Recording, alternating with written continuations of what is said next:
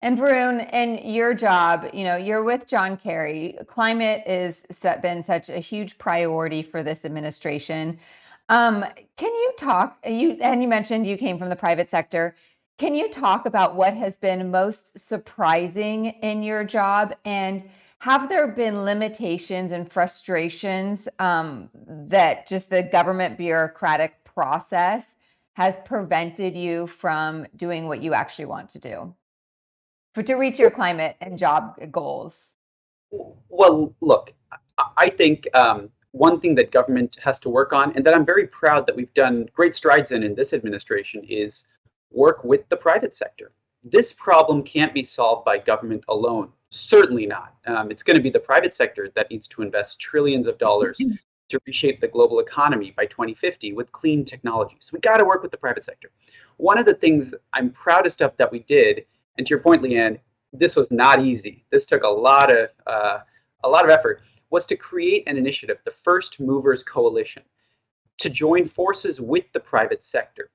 We took as inspiration how vaccines, for example, for COVID, came into being, or how commercial spaceflight by SpaceX came into being through these demand signals where, for example, we promised to purchase a certain amount of COVID vaccines if somebody invented them. And lo and behold, Pfizer and Moderna actually did invent COVID vaccines.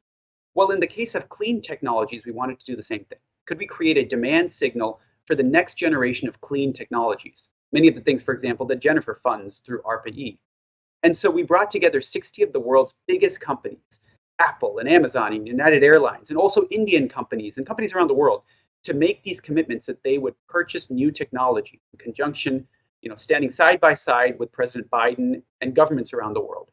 And we've created a $10 billion demand signal now so that the next generation of technologies for clean cement and steel and clean aviation fuels will all come to market in this critical decade. And that's so important because if we don't bring new technologies into the market in this decade, between now and 2030, joining hands with the private sector, something the government really needs to work on, well, if we don't do that, we really have no shot at transitioning away from fossil fuels in these sectors, heavy industries, for example, shipping and aviation, long distance transport.